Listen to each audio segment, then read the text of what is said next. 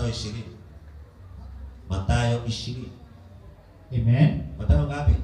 Kitabu cha Mathayo sura 20 na mstari wake wa kwanza, naye anasema, naam, kwa maana ufalme wa mbingu umefanana, ufalme wa mbinguni umefanana na mtu mwenye nyumba, na mtu ambaye ana nyumba, aliyetoka alfajiri, ametoka zake alfajiri kwenda kuajiri wakulima, akaenda zake kwa ajili nini? Wakulima.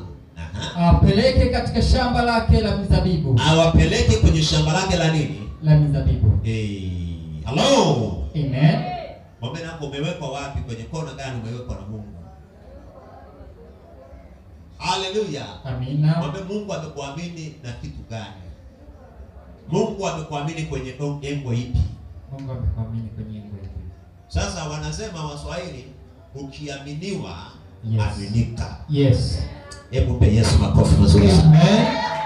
Mwambie nako ukiaminiwa, aminika. Aminika. Shida ya watu wengi, yes, wakiaminiwa, ndio hawataki kuwafanya nini? Kuaminika. Wanavunja moyo wale watu waliowaamini. Hata inawezekana kuna wakati mara nyingi ama chache, lakini umemvunja Mungu moyo wake kukubariki zaidi. Kuna saa Mungu anataka akunyanyue mwanangu. Haleluya. Amen. Hii wanielewa ninachosema. Ngoja nikupe mfano. Mungu hana tofauti na baba yako. Kwa sababu yeye anaitwa Baba.